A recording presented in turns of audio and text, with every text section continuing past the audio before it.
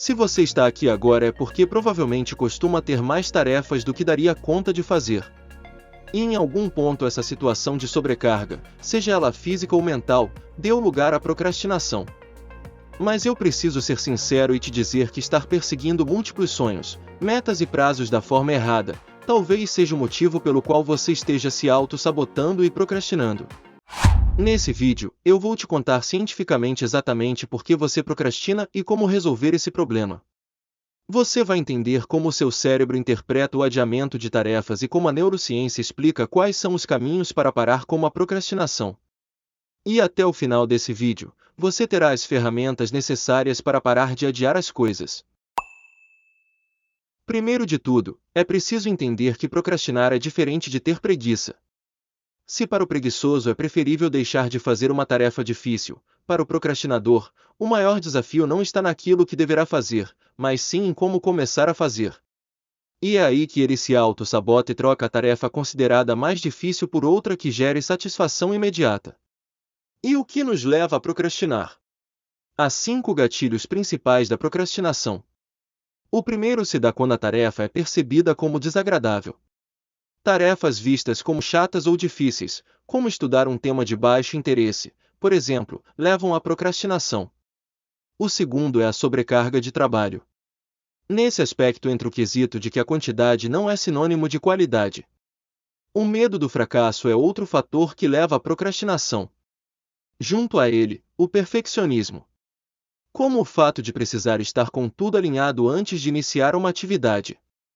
E por fim a falta de recompensa imediata. Se o prêmio é muito difícil de ser obtido, ou demora, o adiamento de tarefas pode se dar com maior frequência.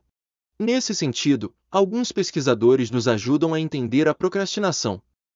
Para o psicólogo e autor, Dr. Timothy Pittiel, um dos principais pesquisadores da procrastinação. Em seu livro, Resolvendo o Quebra-Cabeça da Procrastinação, um guia conciso para estratégias de mudança, ele explora como a procrastinação não é simplesmente um problema de gestão do tempo, mas sim de gestão das emoções. Se tornando necessário aprender a gerenciar o controle emocional e escolhas que devem ser feitas. Também nessa linha de pensamento, o neurocientista e professor na Universidade de Stanford, Andrew Huberman, discute como o sistema de recompensa do cérebro, particularmente a dopamina, influencia no comportamento de busca por prazer. De modo que adiamos tarefas menos gratificantes em favor de atividades que nos dão gratificação imediata. Assim, tem-se a sensação de que o benefício gerado pela liberação de dopamina imediata é algo bom, mas a longo prazo há inúmeros impactos negativos como a ansiedade gerada pela falta de conclusão de atividades difíceis e importantes. Mas afinal, como o cérebro interpreta isso? Dentro do nosso cérebro está ocorrendo um conflito entre o córtex pré-frontal e o sistema límbico. No momento em que você procrastina, o córtex pré-frontal, que é responsável pelo planejamento a longo prazo e tomada de decisões, perde para o sistema límbico, que busca gratificação imediata. E isso acontece especialmente se a tarefa for percebida como desafiadora ou desagradável. Nesse caso, cabe um exercício de visualização. Imagine o córtex pré-frontal como determinante para você decidir sobre o que estudar ou qual trabalho executar sabendo nos benefícios a longo prazo que isso trará.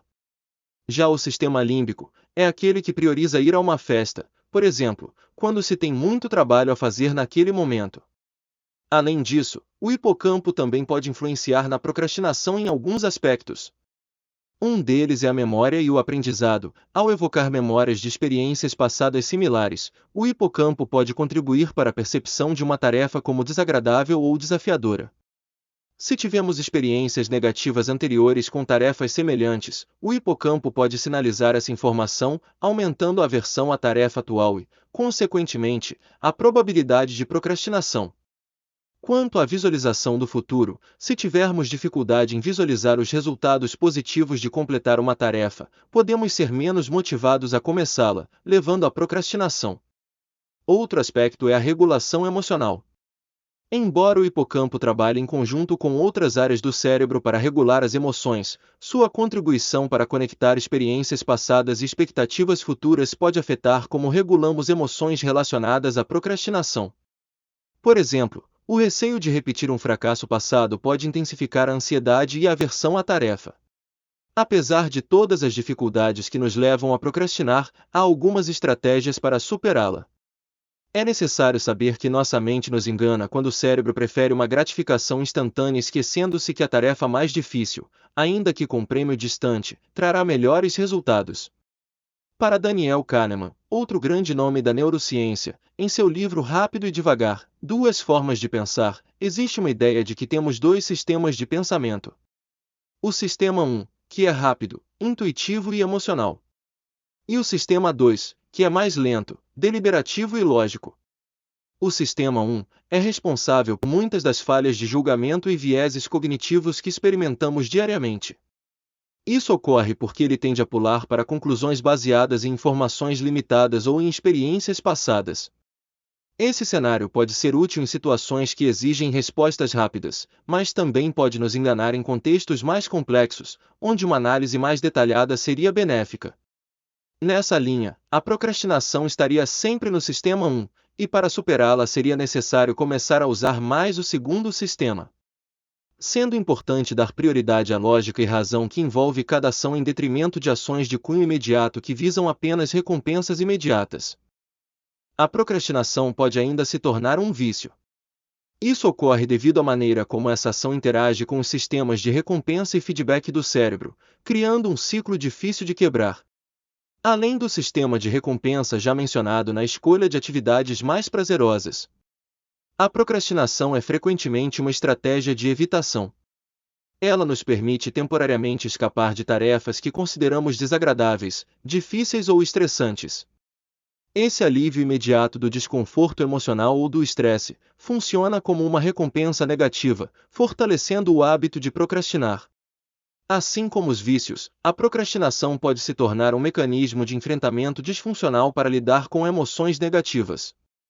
Com isso, há uma falha na regulação emocional gerando a incapacidade de regular emoções negativas adequadamente, o que pode levar à busca por alívio imediato, um padrão comum em muitos comportamentos viciantes. O ciclo de procrastinação muitas vezes inclui períodos de culpa, ansiedade e estresse aumentado, à medida que os prazos se aproximam, seguidos por um esforço frenético para completar tarefas no último minuto.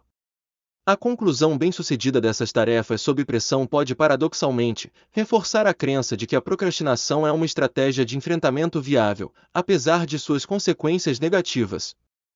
Dessa forma, assim como nos demais tipos de vícios, quanto mais uma pessoa se envolve na procrastinação, mais profundamente enraizado se torna o hábito. E tentativas de mudar esse comportamento podem ser encontradas com falhas, recaídas e frustração. O que pode levar a pessoa a se sentir incapaz de mudar, reforçando ainda mais o ciclo de procrastinação. E como combater esse ato vicioso de procrastinar? Entre as estratégias mais eficazes para superar o adiamento de tarefas importantes, segundo a neurociência, está o uso da técnica Pomodoro. Baseado em períodos de 25 minutos de estudo ou trabalho focado, interrompidos por intervalos de 5 minutos. Essa técnica não agiria somente no tempo e sim na organização mental sobre as atividades. Isso torna as tarefas menos avassaladoras e facilita o início do trabalho. O neurocientista Andrew Huberman sugere nesse sentido estratégias para gerenciar essas emoções, como técnicas de respiração e ajustes na exposição à luz, para melhorar o foco e a produtividade e enfatiza o papel crucial do sono na regulação emocional, tomada de decisões e aprendizado. Um bom sono pode ajudar a reduzir a procrastinação, melhorando a clareza mental e a capacidade de gerenciar tarefas complexas. Se dar recompensas após completar tarefas pode ajudar também. Além disso, a mudança de ambiente para locais organizados impacta fortemente no combate ao adiamento. A exposição à luz também auxilia nesse aspecto. E por fim, estabelecer prazos realistas é um dos principais fatores para evitar a procrastinação. Não adianta querer realizar 1001 atividades em um curto período de tempo. É necessário ser realista consigo mesmo.